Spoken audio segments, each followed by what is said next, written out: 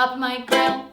Hey everybody, I'm Cap. Welcome back to episode 6 of Up in My Grill. And today we're actually going to be making a stew. It's one of the first things I ever invented. It was a recipe I made up, I don't know how long ago, and I served it to some friends, and it came out so well that the next morning I said, I have to think about what I did and write it down. And it's like still saved on my computer on a document.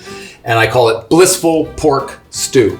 And it's nice because you use a nice cheap cut of pork. It's pork shoulder that I've cut up. You can do it. You could also ask your butcher, hey, here's this pork shoulder, this also called a Boston butt sometimes. Would you take it off the bone and cut it for me? They'll do it for you. I do it myself. And then I give it a little rub. I make my own rub. This is my special, I just keep in this can. My kids helped me make this label. It's Cap's Top Secret Rubberama. They helped me name it. Yeah, but it says, it says Top Secret Cap's Rubberama. Right, but it's just the Caps is the thing that hits. And then I thought it would be nice to break up the two things. But I mean, we read from top to bottom, so it says Top Secret Cap's Rubberama. Yeah, I get that now. Okay, we'll fix it. Me and Carter will just, we'll get on that. Anyway, so I rubbed the pork. I actually put that on last night. It's been sitting in it all night, and it's going to brown first, and then we're going to take it out, and we're going to put all these other ingredients. We've got some really special things. Simple things here. If you show over, there's going to be... Well, what's in the rub?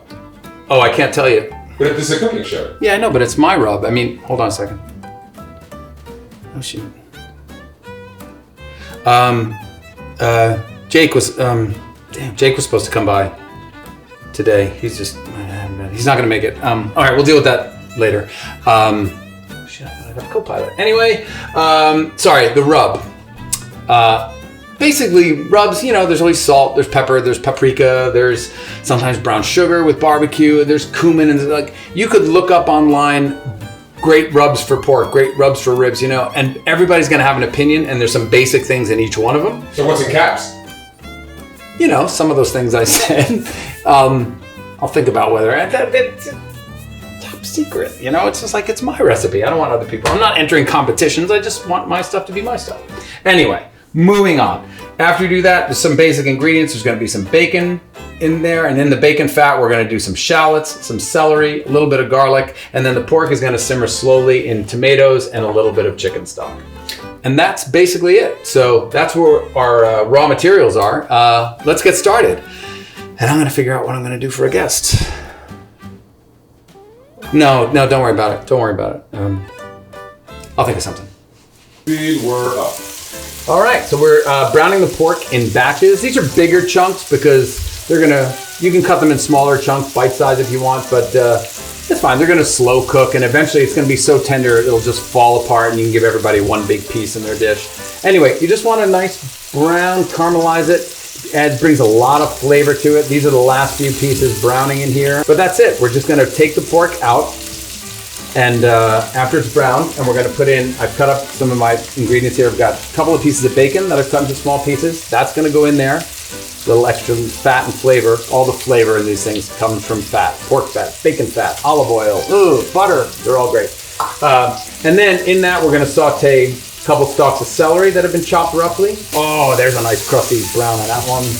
Beautiful, beautiful, beautiful. These ingredients are just going to sweat a little bit. We're just going to just lightly sweat them, let some of the moisture come out. And then in goes our liquor. We're going to deglaze with a little wine. Actually, there's a special step before the deglazing that I'll share with you momentarily.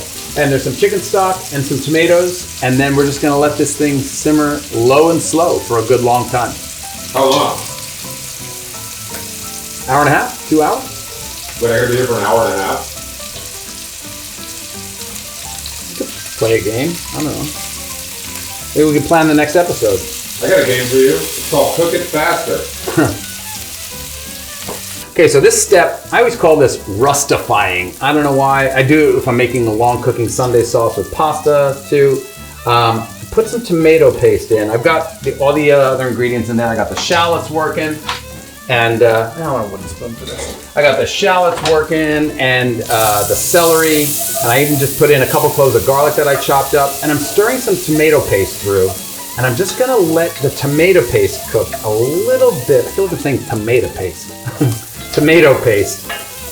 And you can see, if you look in, you can see that bright red tomato paste is getting a little brown. It's getting a little rust colored, and that's going to bring a really nice color to the stew when it cooks. And that's it. Just like a minute or so. Let it get like that. Let it get rusty. And now I'm going to deglaze with a little bit of white wine.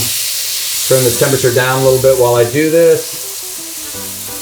Get all those delicious brown bits off the bottom. Beautiful. Oh, that's so nice. I'm going to put in a little bit of chicken stock. Help that deglaze process along. I'm going to save the rest of this just in case I need it. Yeah, it's fine. To put extra liquid in, because now I'm putting in some nice crushed tomatoes, because it's basically going to be a tomato sauce. Oh, I just had the greatest idea. I'm going to call your mom. Mom? Yeah, because why not? Why can't she be my sous chef? My better half. Hold on a second. This will work like a charm. Right, she can't help me out. Why can't she help me out? There she is.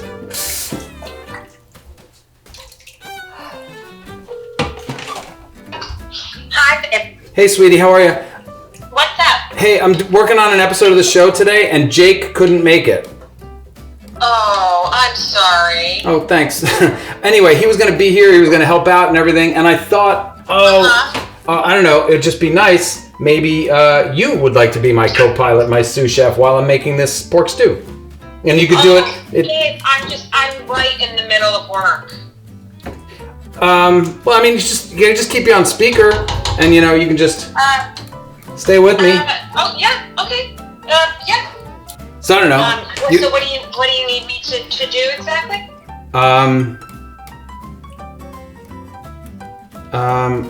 Everything. Hold on. Everything's in the pot. Okay.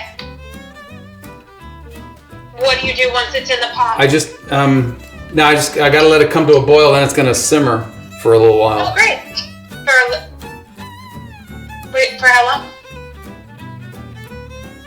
Like an hour and a half. Heard it. Hey everybody.